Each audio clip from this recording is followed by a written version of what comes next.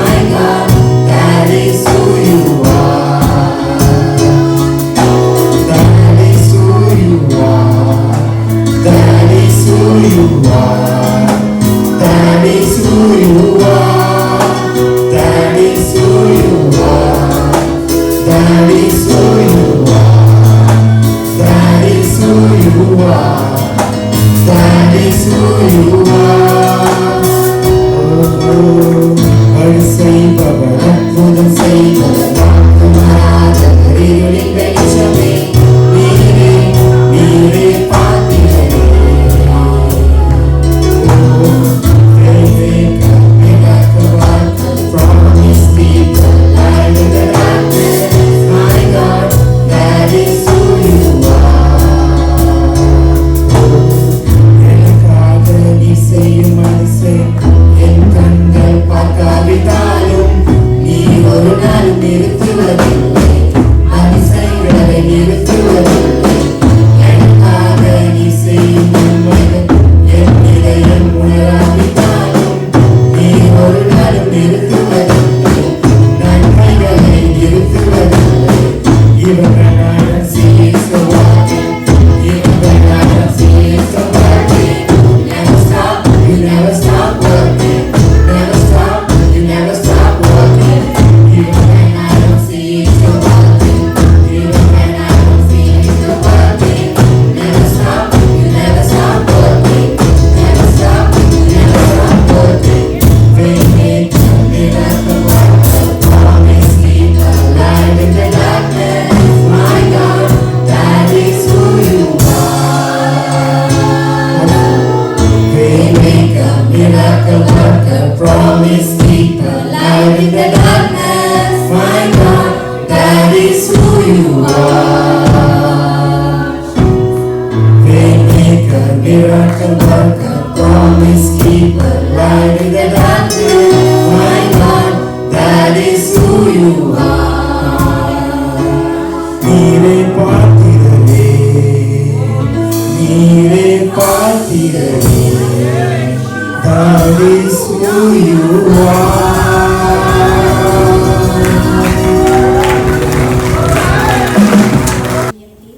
as a part of your family and for your continuous love, care and support. Thank you so much. And we are truly blessed to have you as our family. Thank you. So let's all close our eyes and we'll pray. Our gracious Heavenly Father, we thank you, Lord. Thank you for adding one more day in our lives, Lord. Thank you for everything that you are doing in our lives, Lord. Thank you for protecting us from this pandemic condition. Lord, thank you for each and everything that we are here only because of what you are doing to us. Lord, as we are gathered here to hear your still small voice again, please be with us and guide us and let your name alone be glorified. In Jesus' name I pray. Amen. Amen. So, this is the first time I'm holding a mic in a church like this to preach. And this was my mother's wish actually. I have come from a family where my father is a pastor and I'm blessed with 3 other sisters. We are 4 in my family and I'm third one among them. And my mother always wanted me to preach like how my father does. But I have never said yes to my mother. But I think it's all God who has planned for this. And you know, I have took it as as a privilege that it's only the God who is going to talk to me. So, let me introduce myself first. So, I am Rajkumari. The meaning of my name is Princess in my mother tongue. And I am working as a pharmacist in Health City. I think most of you will be aware of it. And let me tell you something which is the reason for me to stand here actually. I still remember my childhood days when I was 3 years old. When I was 3 years old, my parents has left me in a hostel. To tell you what hostel is a place, something like residence, where people will be coming from different place for their education and they will stay in that accommodation and our parents will not be there. We have to stay with other peoples.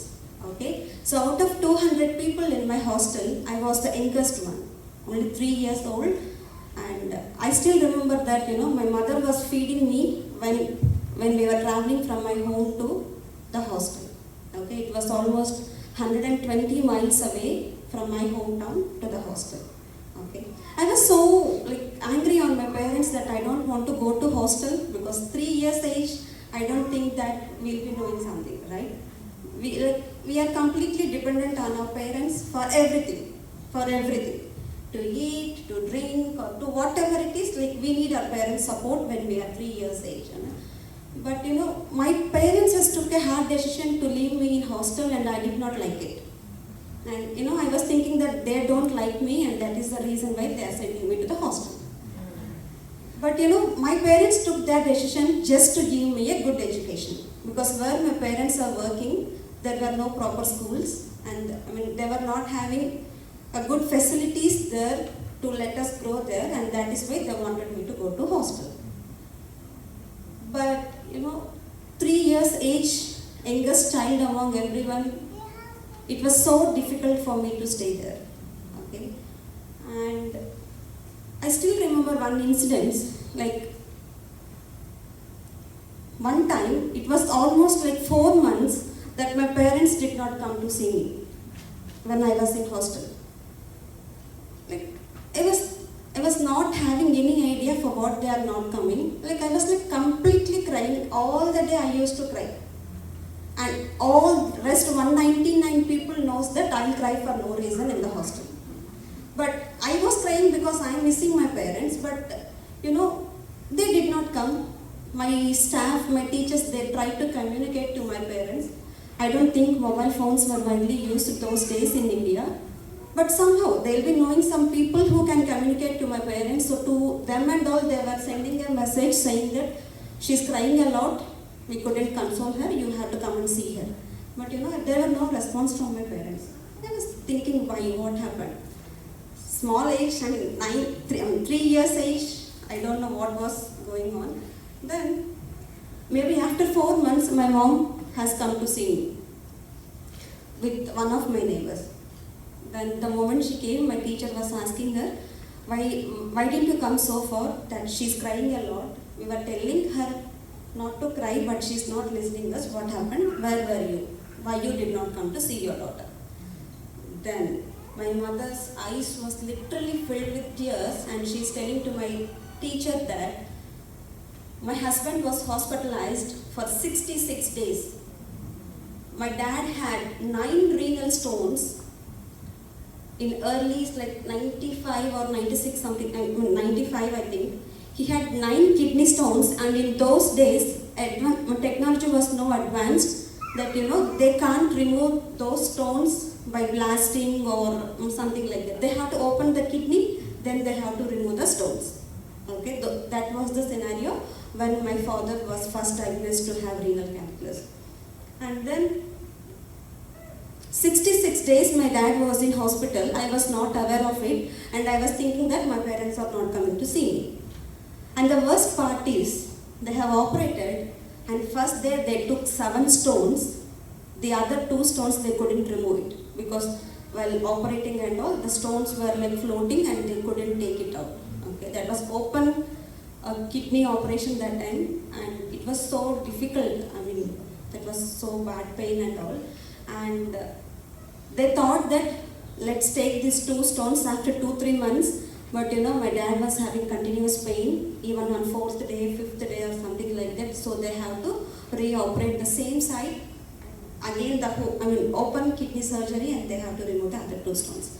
So all these situations he was going through, and he was hospitalized, where my mother is alone in my home. My mother never used to go anywhere without my dad's support.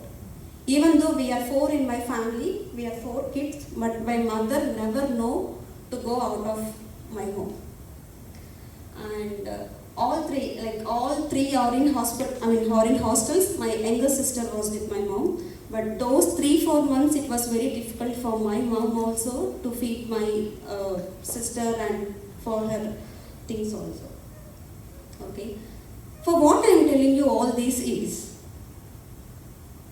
all those situations were passed only because of God's support. Okay. Nothing was by accident. Everything happened according to God's will and God's purpose. Okay. And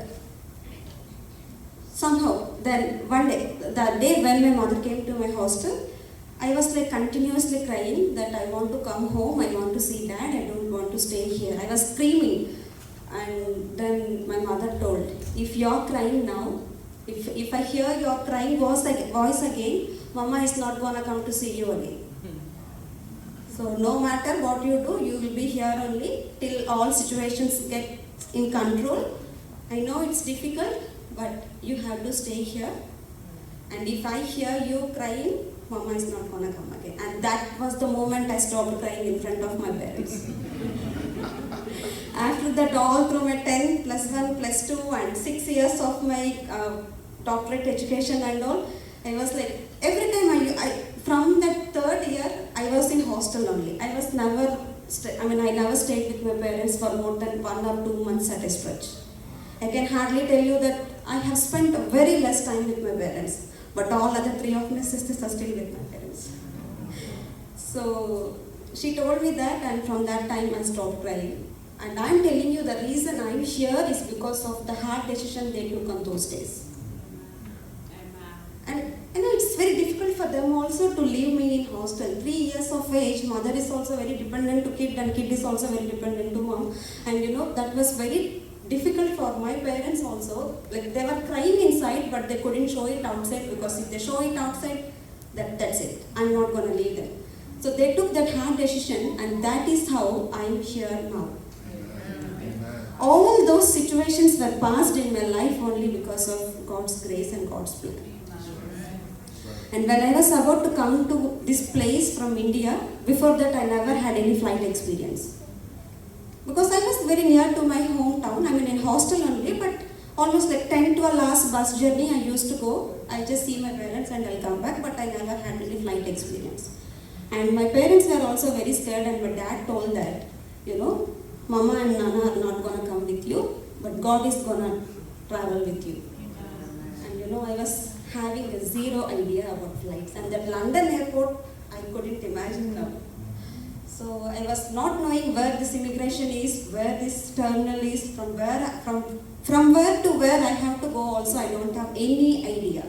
But as my dad told, I have just trusted that word that God is traveling with me, and I came here very happily without any tension.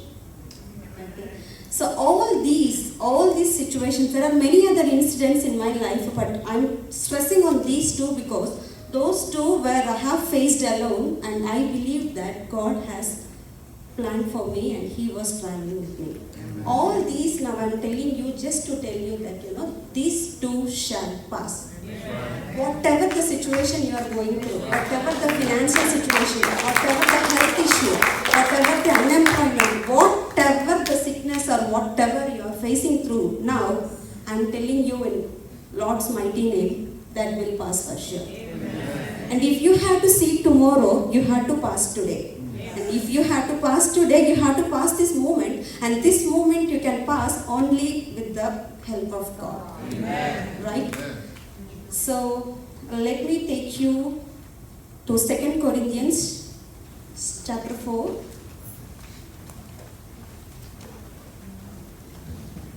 Second Corinthians chapter 4, verse 17 and 18. For a light affliction, which is but for a moment, work for us far more exceedingly and eternally weight of glory. While we look not at the things which are seen, but at the things which are not seen. Come on, take this to your heart. For the things which are seen are temporal, and the things which are not seen are eternal. The things which are seen are temporal, and the things which are not seen are eternal. So whatever you are facing through in this natural world, whatever the condition you are facing through, is all temporary. Amen. Okay? And we had many other epidemic disorders or pandemic conditions. Then we were having a lot, right? Cholera has come, it has done dealt with. Swine flu has come, and then the Ebola virus has come. And people thought that world is gonna end there. But God has helped us to cross all those stages, and I'm telling you in name of God, we are gonna pass this corona as soon as possible. Whatever has come in this natural world are not temporary, and if that is the case, this corona is a a pandemic disorder which is also not permanent. Okay, so some people will be like always thinking negatively only. They don't even think anything positive. And I know many of my friends who will believe only negative things. And if I'm going and asking them, why can't you speak any positive words? They'll tell that no. If we think negatively and if we work, if something negative happens also, we need not to be worried. Like that, our mindset is like that. But I'm telling you, when you think positively, and in your process, when positive things have happened, can't you be happy? Can't you be excited? So if that is the case, why do you want to talk or why do you want to think so negatively? That many of us will name our future based on our present situation. Many of us will think that what we are going through now is the final thing and we will decide our future. But God is telling that whatever you are going through now is not permanent. It's just a temporary. It's just a temporary. Okay? I don't know in which part of this world, but I have heard that after this corona, they named their kids as corona. I heard it. I have read it in some news or something like that. No, just imagine kids are growing and corona will pass away and they are very happy. They will not even think about corona. And if people start calling them corona, how it will be? In school, if teacher is calling for attendance, if they tell corona, we have to tell yes, ma'am. That is not a good story corona is not a good thing for us to think about. It's all a bad dream. Right. Okay. Yeah.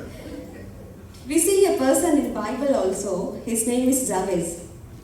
Okay. The meaning of Jabez is nothing but sorrow. Okay. His mother named him Sorrow because she knew that she's delivering him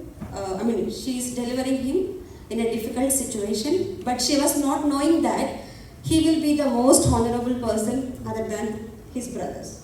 Okay, just imagine Sorrow celebrating his birthday and singing "Happy Birthday, Sorrow." Seems so funny, but what I'm trying to tell you is, don't name your future with your present situation. Okay, as I told you, whichever is coming in this natural world is not temporary. So don't name your future with your present situation. Okay, and you may be telling me that I'm doing everything positively only, but I'm not getting answers. I'll tell you the reason why we may not get our answers on time is God is preparing our future. Okay, God is not only preparing a future for us, sometimes He might be also preparing us for the future. See, if you have to face your future, you should be knowing all the consequences in that. Okay, so if God is taking time to reply to your prayers and all, don't lose your faith. Be strong that God is working for your future and He is also working for you to clear all the things. Okay, and when you know that all the situations are temporary and these too shall pass, you know what happens in our life? I'll show you two incidences where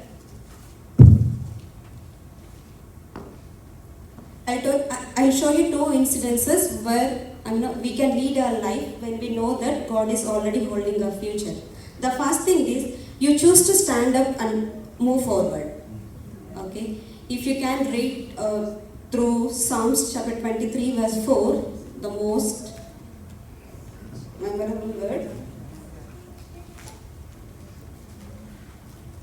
Yeah. Even though I walk through the valley of shadow of death, I'll fear no evil, For you are with me, your rod and your staff they comfort me.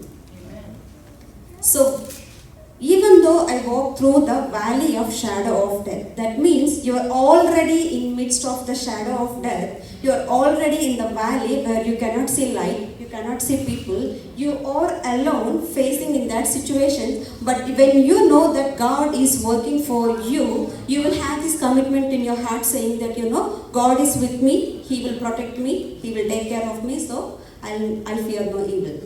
I'll fear no shadow of death. Right? So, we should always, hope on God when we are really facing through difficulties. I know, I agree, we are humans, we all have emotions, we all have feelings, we all have pain, we know what is the value of pain and all, but I am telling you in the word of God, don't worry about anything. God is holding your future. Right? We all believe this verse that God is holding our future. If you can really believe it, then no need to worry about anything. That's right. Fine? That's right. And you will also not lose your peace when you know that you are already gonna win. Okay? I hope you all will watch cricket, right? How many of you like watching cricket? Very good. So when you see a cricket and when you know that that match was already on, the team has already won the match, and you have to see the highlights where 10 runs for 6 balls, and you know that that match is already on, and when you're seeing highlights, how you will feel? You already know that match was won, and that even though you may be little scary for that one moment, but anyway you know that that match was already won. So when God is holding your future, when your future is already secured, and when you are passing through difficult situations, just don't bother about it. You just think that God is already, He has worked and He has already predestined your future.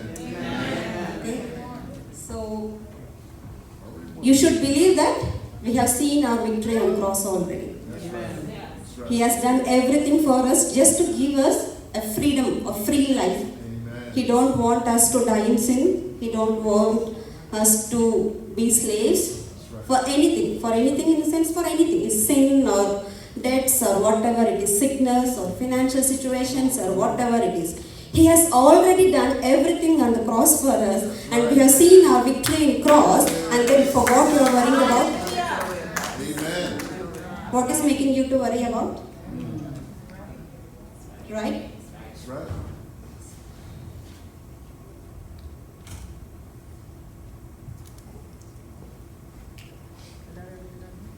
We all know about Job, right? Everybody knows about Job. There is nothing to tell about. But I am telling you the truth. He has conceived in sufferings for 9 months. But you know for how many years he enjoyed his life? 140 years. Just 9 months of suffering. He did not get anything by accident. All his kids, health, wealth, everything took time for him to come. But when everything has gone within a short period of time. All of his children were killed, his properties were being taken, and everything, sickness, everything. He has suffered for 9 months. That means he was conceived in his sufferings for 9 months, but he has enjoyed his life for 140 years. Okay? If you can read in Genesis 4, God is talking to Abraham saying that, your people will walk into Egypt and they will be slaves there, but after 400 years, they will come out with golds and silvers and possessions. God is talking a future of 400 years ahead. So, it is already been done, and God is telling that ahead of 400 years before itself. What I am trying to tell you here is, God is already holding your future. God has already done everything for you. You just need to walk through it. As I told you, He is not only preparing your future, He is preparing you for the future. So whatever hurdles you are facing through, whatever you are going through, it's not permanent. Okay, as we have read in the scripture, like 2 Corinthians chapter 4, for light afflictions, whatever you are facing through in this natural world, is just a temporary but not a permanent. Take this to your heart. You know, whatever you are facing through will pass for sure. Okay? These too shall pass. Look at your neighbor and tell that these too shall pass. Whatever it is, whatever financial situations, health, wealth, or whatever it is, very soon you are going to come out of it and you are gonna enjoy your life. Fine? Thank you. Let's all stand to our feet.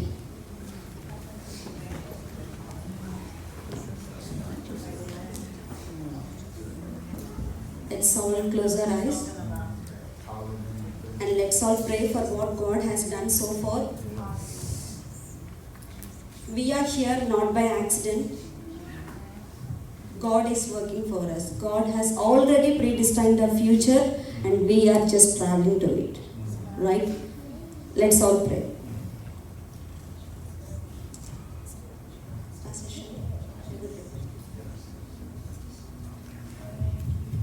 Father, we thank you. We give you praise. We give you honor. We give you glory, Father.